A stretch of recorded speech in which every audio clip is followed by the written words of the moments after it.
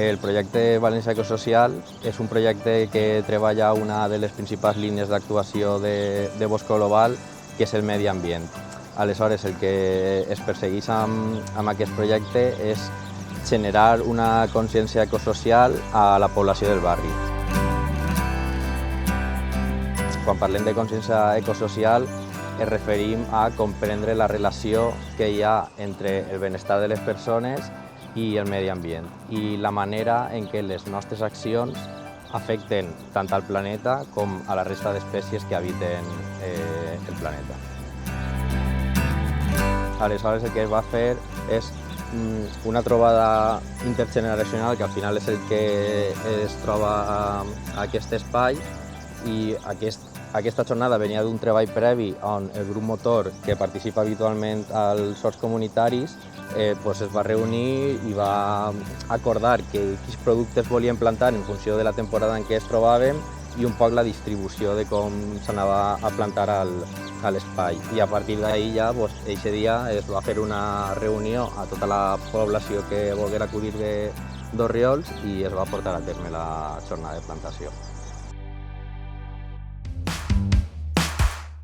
Per altra banda, al projecte de València Ecosocial també s'havia plantejat una formació per a infància i adolescència del barri d'Orriols. Aleshores, el que es pretenia amb aquest procés formatiu era crear un espai de trobada, de diàleg, de reflexió, que es fomentara el pensament crític i finalment que passara a accions transformadores.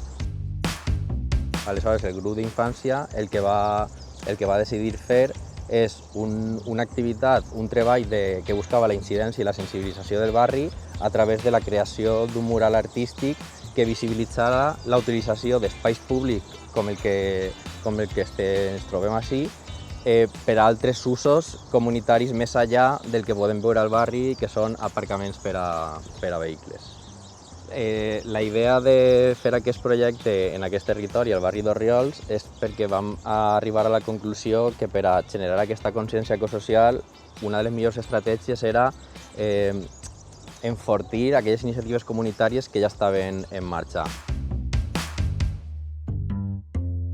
L'espai on ens trobem avui dels horts comunitaris és un espai en el qual participen diferents entitats, persones del barri amb característiques molt diferents, però que troben el punt en comú de